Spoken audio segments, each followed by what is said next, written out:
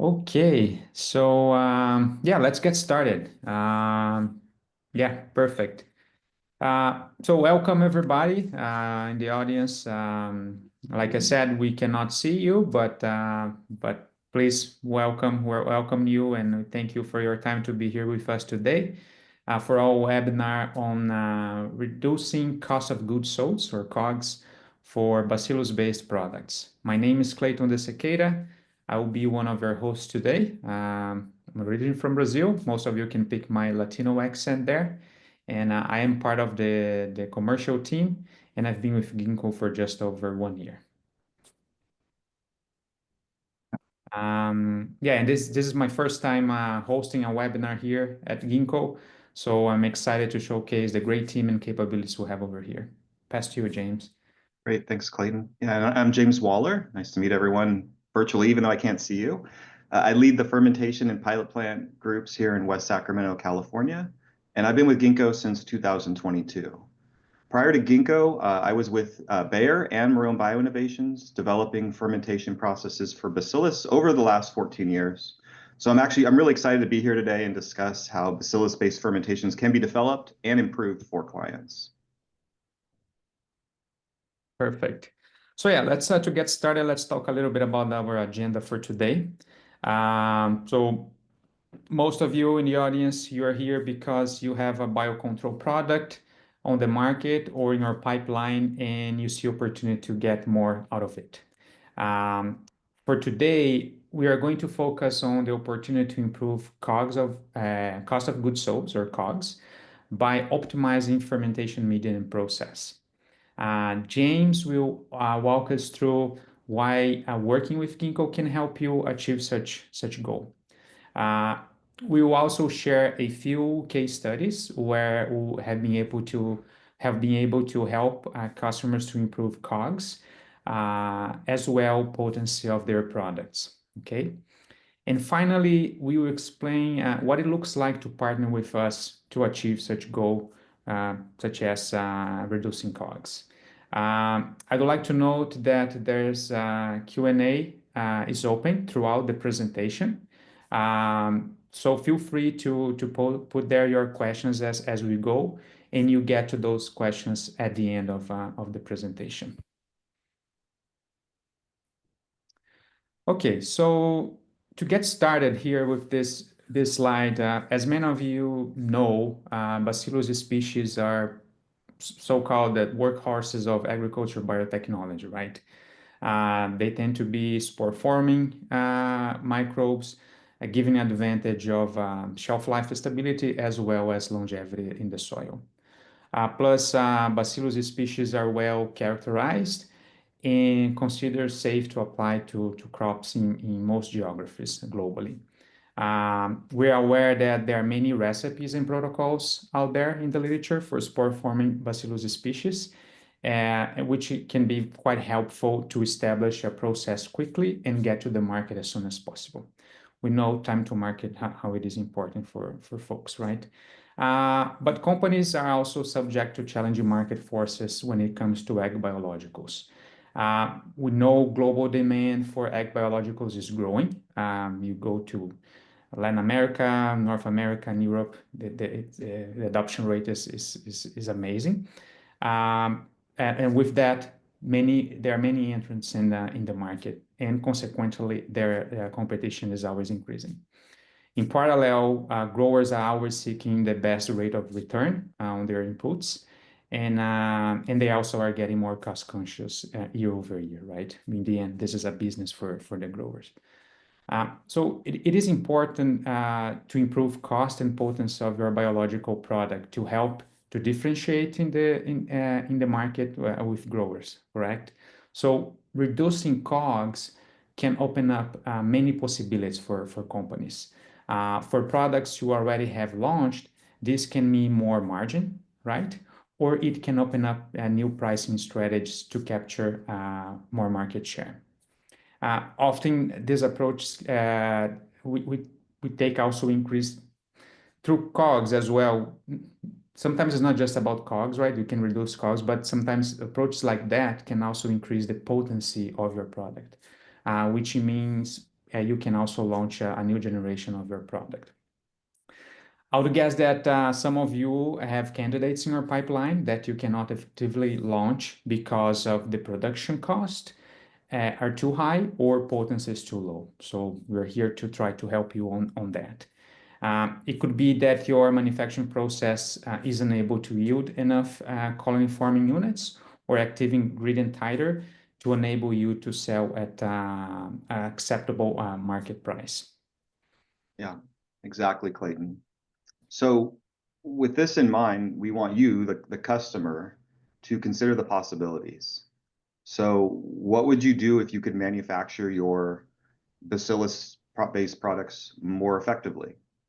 If you had access to experts in Bacillus product development, if you could test your strain in hundreds of combinations of media and process conditions quickly, and then you could see if those improvements translate as you scale up. So over here on the slide, you can see we have two snapshots, outcomes of programs we've run to improve customer COGS. So here in the first example on the left, we simply tested the customer's product strains in a few of our proprietary media recipes. So just screening the strains in new media, it helped us find recipes that could generate up to 20x higher titer of active ingredient. And so we'll dig into this case study a little later on. And then in the second example, our customer, they brought us a starting point of media and process conditions. And the goal here really was to develop and optimize a defined media from a baseline starting media that we had. So we ran back-to-back experiments where we tested both media and process conditions in parallel. And the second experiment built off the first experiment, and we tested nearly 300 combinations of media and fermentation variables here. And the highest producers from the second experiment were significantly improved over the baseline we started with, as you can see on the right there. These case studies, they show the role that media and process can play in improving a product's economics and potency, really. Okay, great. No, thanks for that, James. I'll take this slide now. Mm-hmm. So yeah, before we go through the results you had there, I just wanted to share with the audience a little bit about what it is to work with Ginkgo, right? Or what is Ginkgo about? So Ginkgo is a R&D service provider. Customers who are developing biotech products, like most of people in the audience, they come to us for a range of product development needs. Our ag business unit has expertise across many areas, such as computational biology, plant physiology and pathology, analytical chemistry, and fermentation and formulation, which is what we most focus here today. Much of our team works at a West Sacramento site. This is where James is calling today, where we have a 3,000-liter pilot plant, a state-of-the-art greenhouse and growth chambers, and nearly 400 annotated strains sourced from agronomically relevant locations. Today, for this webinar, we're mainly focused on our service for customers looking to optimize COGS, right? But we can also support customers early in the process or in their biological journey, such as we can help with discovery of novel microbes or actives and test candidates in our validated assays to find a new starting point. So there are many ways we can help our customers. But once you have a product or a lead candidate that you want to take to the market, that's where our fermentation and formulation team really shines, offering you, the customer, commercially viable path to the market. Ginkgo is exclusively a platform company. I think that it needs to be well emphasized because we don't make, we don't register, we don't manufacture, distribute, or sell products. Our purposes for being is to enable innovators with the best tools to develop products that win growers on performance and cost in use. Yeah, and Clayton here, I do want to point out we have a linear process that you show we show on the slide here for product development, and I also want to call out where COGS optimization can fit in prior to registration. So we support customers who are looking to also optimize COGS for products that they've already commercialized. So customers may have many different reasons to develop new bioprocesses post-launch. Maybe certain media components are no longer acceptable in certain geographies, or due to supply chain constraints, certain media components become more expensive and they put too much pressure on margin, right? We've also had customers that they may want to launch a product and they secure the market quickly, but then they want to refine that bioprocess to improve COGS and potency, right? So our team has experience delivering value in all of these scenarios through fermentation and media optimization.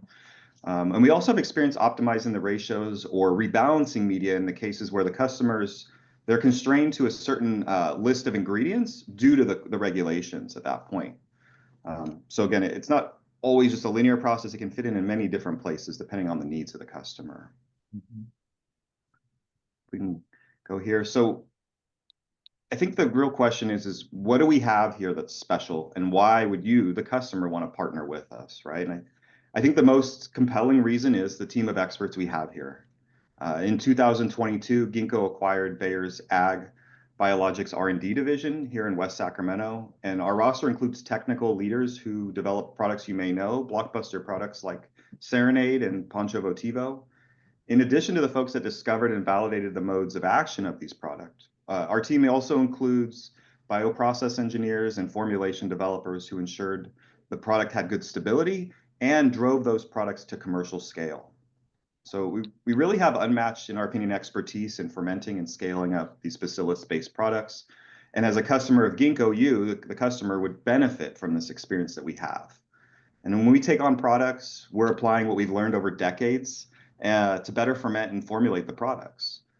And because our roster includes leaders who've seen products all the way through the commercialization cycle, really we can put the commercial viability goals of the customers first, right? And keep those in mind the whole time.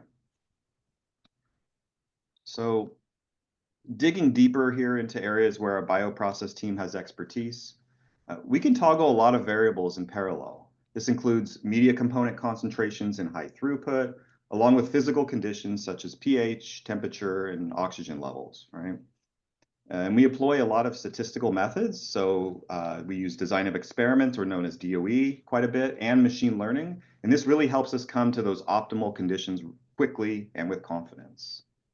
And for both media screening and media and process optimization, we've automated a lot of the process and validated those high throughput tools. So for example, we can test hundreds of media and process combinations in a matter of weeks. And then we've demonstrated up to 10-fold improvements using these methods.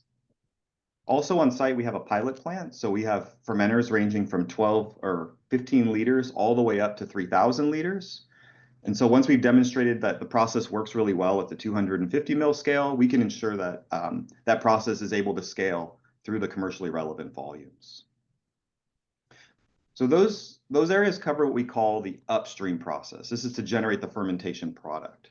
But we also have expertise that doesn't stop there. So we were well equipped to do and define downstream processing steps to concentrate and stabilize your product. The formulation team is really, really great. They have a wide range of expertise in different product concepts, from seed treatments to dry powders, liquid SCs, and there's many other formats here. So this is often an area that gets overlooked, but really can unlock performance and stability, right? It's very important here. So in addition to bioprocess development expertise and capabilities, we have a few off-the-shelf tools that we've developed over the last 2 decades. So these include media recipes that have been tuned to maximize the production of bacillus spores and common classes of biocontrol active ingredients. This also includes validated assays to quantify key biomarkers, right? So spores, colony-forming units, and really, perhaps most critically, the chemistry that's driving that biocontrol efficacy that we see. So for example, lipopeptides are often implicated in biocontrol, and our team has a plug-and-play analysis panel to quantify a really wide range of lipopeptides here. Oh, great, James. I'll take this one. Yeah, again, thank you for walking us through the talents, the tool, and expertise we have in West Sacramento, and highlighting, for instance, the expertise we have with lipopeptides. As so many people in the audience, they have products with this AI. But I want to walk the audience through a case study that really highlights how your team, James, decades of experience can deliver value quickly, which is very important.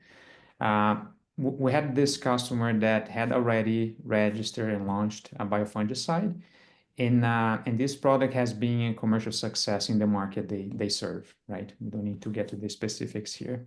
Uh, However, one of their media components was too expensive. So they're really looking for a new media recipe that could not only reduce COGS, but also increase performance.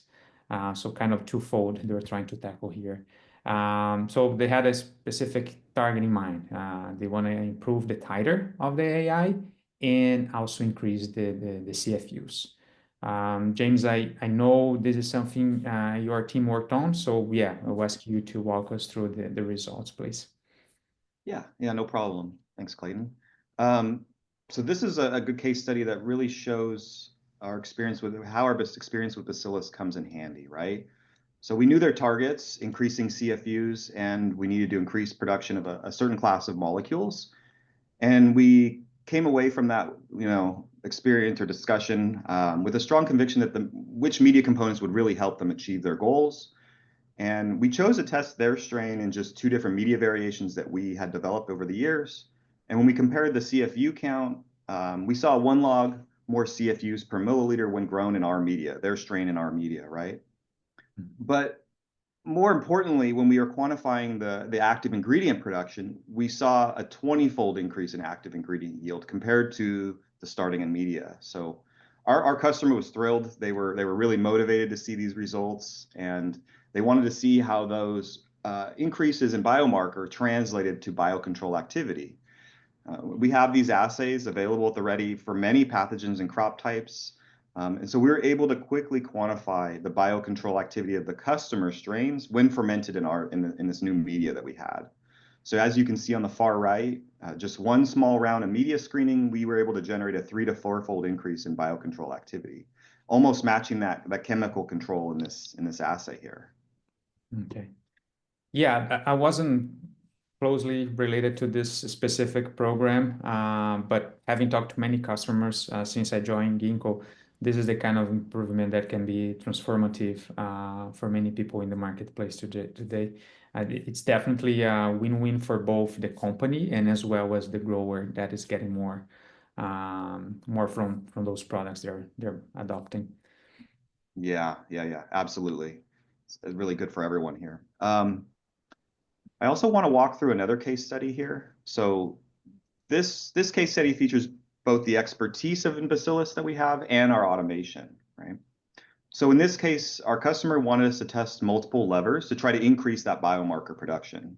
So initially, they wanted us to alter the genetics of the wild strain, right? So as you can see here in light green, after 4 rounds of strain improvement, we were hitting a plateau at that point. So these efforts got us a 2.7-fold increase in biomarker production, but we're at that plateau. So we then decided to experiment with the media and process to see what else we could unlock for performance. And in this case, we were leveraging low-cost industrial media components at this early stage of the process, and this helped us ensure customer or commercial viability later on, and the lowest variable cost possible. So after multiple rounds of DOE, we hit that first big inflection point where we got a nearly 4-fold increase in biomarker production relative to the customer's starting point. You can see here in that first dark blue bar. And then we continue to iterate further on those top hits, and eventually we got a 7-fold increase in small molecule production. So in total, we tested over 1,000 different media and process conditions using our automated DOE methods to allow us to achieve this titer. Yeah, that's quite impressive, James. But what sticks out to me about this case is how much improvement you can unlock with just media and process screening, right? I mean, kind of going back to the basics, right? Because Ginkgo for sure will have a lot of expertise in automation dedicated to strain engineering, but there's so much you can do even without touching the strain genetics, right? Yeah, exactly. And if you really think about it, right, if you look at the regulatory bodies and how they're treating genetic modification nowadays, and how much they vary in their treatment amongst different countries and different regions. It's really helpful to have tools where we can improve COGS and potency without touching the genetics in some cases. Absolutely. Yeah, depending where we are, regulatory, it's so different, and having different levers on how you can improve your product in different ways, it's definitely something people should be exploring. So folks in the audience may be wondering, how can their companies tap into Ginkgo's expertise in automation, right? So let me walk you through how it would look like to collaborate with us. So everything starts with one of our bioprocess leaders. Could be James, could be someone from James' team. Join a call with your team to understand your goals, so your starting point, and any constraints you customer might have.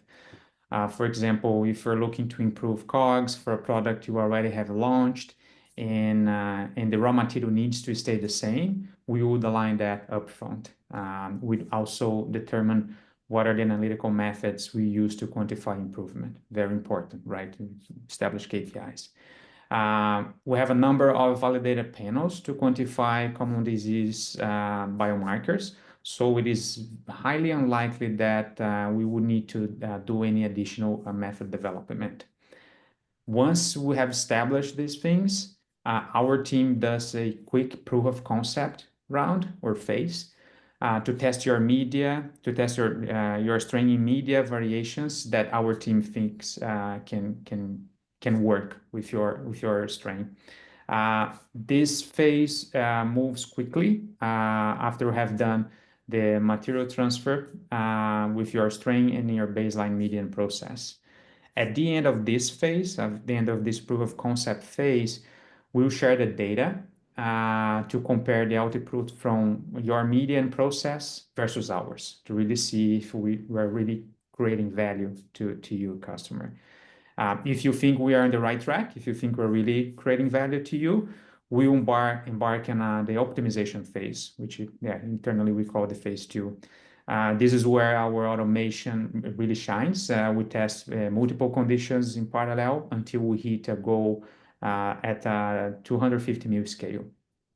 And then we test the new media and process at 20 liter scale to ensure we're on the right track, right?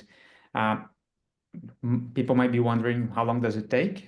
So duration of the proof of concept phase really depends on the starting point and your goal.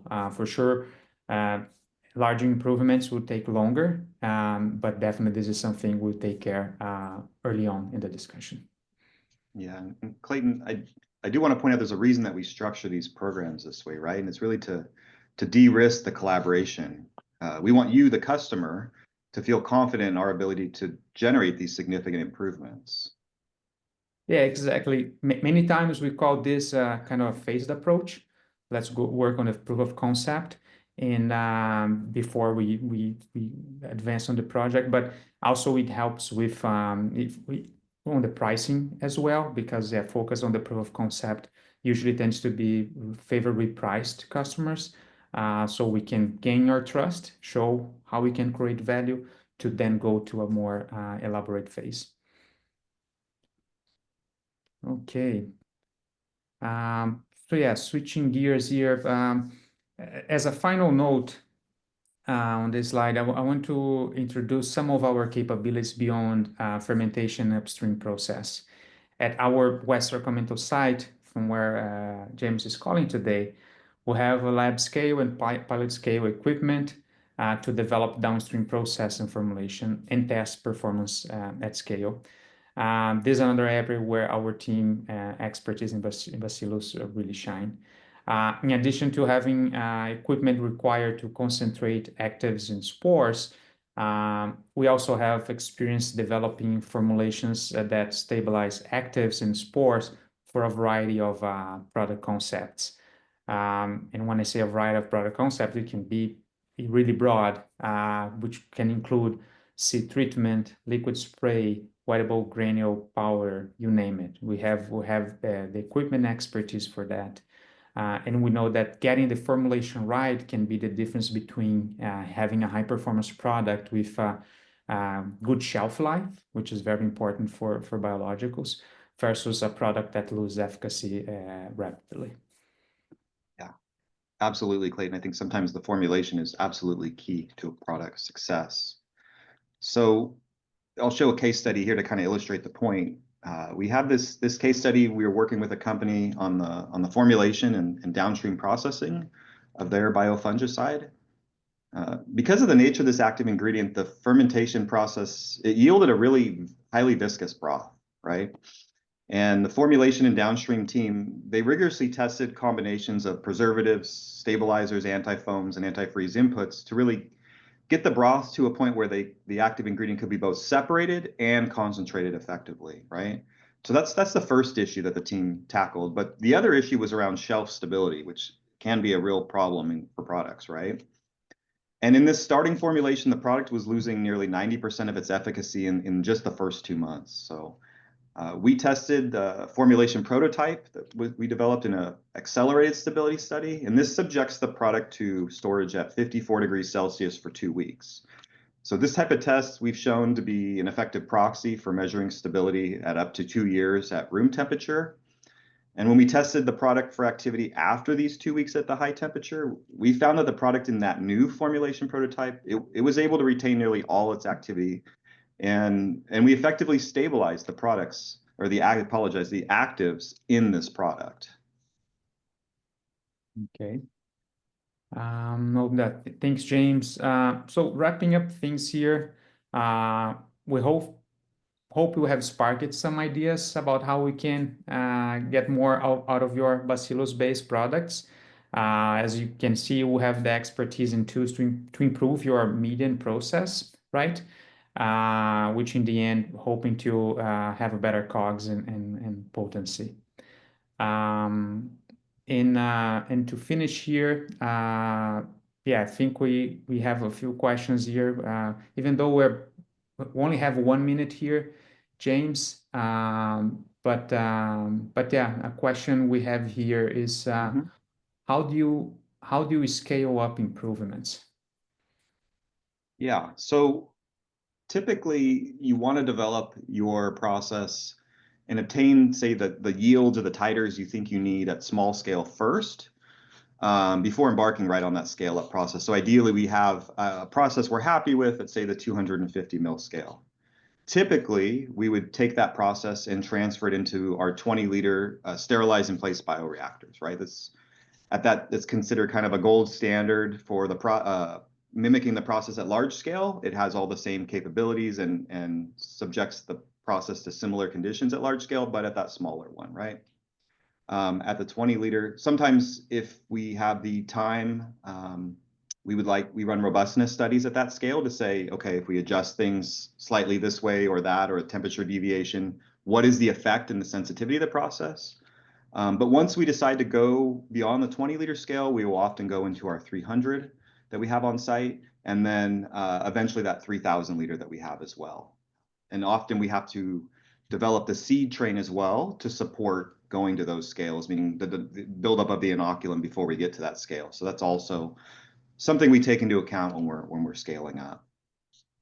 Sounds good. I have another question here, James. Does the fermentation media or process polymers impact Bacillus spore stability or viability? If it does, if so, does Ginkgo offer services to assess the impact of the process and media on spore stability? Yeah, absolutely. The fermentation influences the type and hardiness of the spores in which you obtain from the process. So we've seen cases where certain fermentation processes with a given strain produce spores that will not survive formulation. It might make a spore that we can quantify initially, but is not viable long term. And with that same strain, we've adjusted the process and media to obtain spores from the same strain that were hardy and would survive downstream processing and long-term storage stability. So absolutely it has an impact, and we have methods in which to screen those processes for the spores that will last longer in formulation. Okay, thanks, James. Another question here. What is the shelf, when you say about shelf life stability for Bacillus, what is the typical claim? Typically 2 years shelf stability at room temperature. Of course, we could develop them for more rigorous temperatures or durations, but that's typically what we're discussing when we're shooting for a general product. And we want to see good stability over that 2-year period. Got you. And another question here, James. When we touch on COGS as well as a potency, can you elaborate on how media process improvement could also impact potency? Yeah, absolutely. So oftentimes when fermentation, we are trying to improve yield of the active ingredient, which typically impacts potency. So if you pack more chemistry or more spores, whichever one is driving your activity into a product, that product should be more potent when you apply it, or you can apply less and get the same effect that you got before because you're effectively applying the same amount of chemistry and or spores in that case. Okay. And another question here for you, James. And I'd say all these questions are for you, James, because they're technical and you are the expert here. I'll not take the chance on that. Other than Bacillus, do we work with on COGS for fungal-based biocontrol products? Yeah. Yep. We can work with all kinds of different microbes with the equipment that we built and workflows. So, and we have run it through many different types of organisms, gram negatives, gram positives, streps, pseudomonads, all kinds of different strains that we can work with here. It's just a matter of what is the target and can we measure that target that you're looking for. But the team is really well versed in working with both Bacillus, but also all kinds of odd strains that maybe a lot of people don't have experience with. We're very comfortable with bringing in products that maybe there's not that much literature on, or there's not really great starting points. We have methods to find those starting points, especially with the high throughput methods we have. We can find a starting point even if we don't have one for a given strain, for example. So I think the answer is yes, Clayton. Okay. Okay, so maybe the final question here, we're a little bit over time already, but someone was asking validation. If we do, we carry implant a validation. I'll take just one little stab on that, James, and if you can complement, but I would say yes. There are different levels of validation we do. We do implant a validation that can be in growth chambers as well as greenhouse. And we can also, in the end of that phase, come up with prototypes that we can take with the customer to the field. Anything to add there, James? No, just that I've personally worked on many projects where we look for this either chemistry or spore improvement or another improvement of a different item that we're following, and then does it translate to the actual bioassay? And is always a very important, crucial step. Okay. No, perfect. I think we're on the time, but thank you, James, for your time and expertise here today. And thank you, everybody in the audience. We hope it has, as we said before, sparked some ideas. And please reach out and see if we can help you. Thank you very much. Thanks, everyone. Thanks, Clayton. Bye-bye. Bye.